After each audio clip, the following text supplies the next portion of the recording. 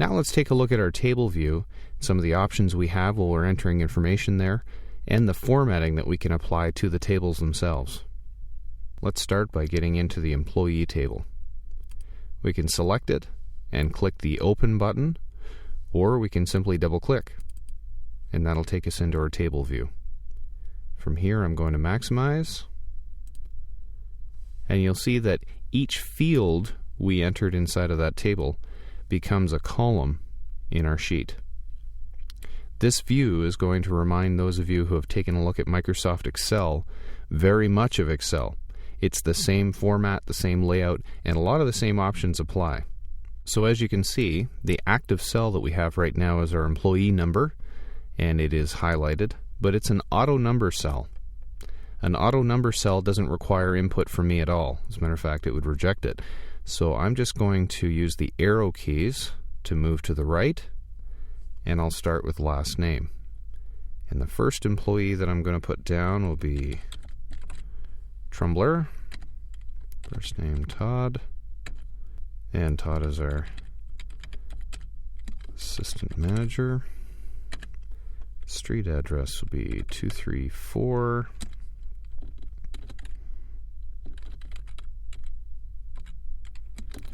Nowhere Street.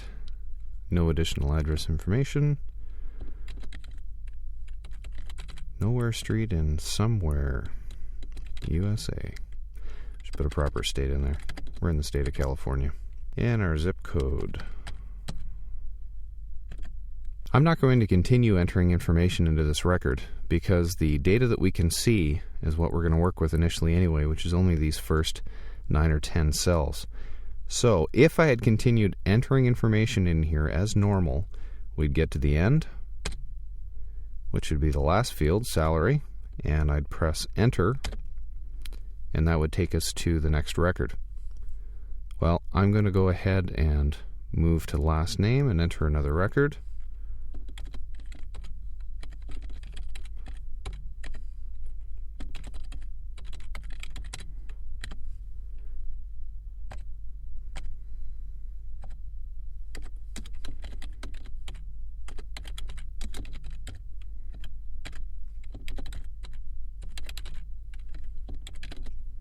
You'll notice that all of my employees live on the same street.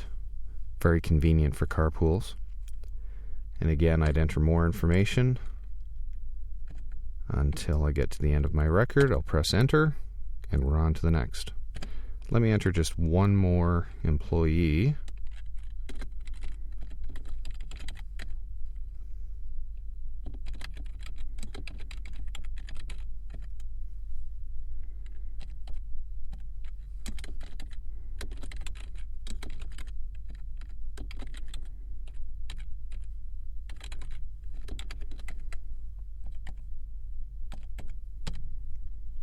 And there we go.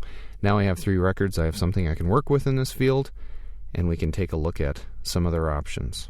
Now that was adding information into our records for a database, and this is not the most effective way to go ahead and add information, and you'd never want your end users to come in here and do that.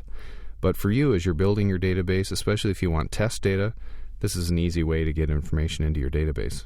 When it comes time for the end users to use your database, of course, you're going to have set up forms for them to work through. For now, since we are in a very spreadsheet-like view, let's look at some of the options we have for editing and moving our records.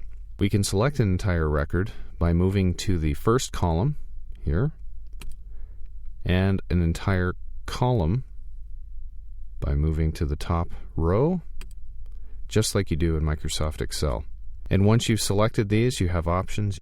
You can manipulate data in an individual cell by selecting that cell, and you can backspace over the data, enter in new information, or just simply double-click to select the data and enter in new information. If you'd like to delete an entry entirely, you can select that entire record by clicking in that first column, and you can right-click to get your quick menu and choose Delete from here, which will eliminate an entire record. And of course, it wants to confirm that. One thing you should realize, even though this looks like a spreadsheet view and it's fairly casual, entering information, and more importantly, deleting information from your database is a very, very serious thing. and it's not going to be taken lightly at any time. So even here, when I've deleted that simple record, it's asking me, are you sure? Well, I'll say no in this case, because I do want to keep Justin Orr on staff. We need one sales associate anyway. But we will, for the time being, stop entering information.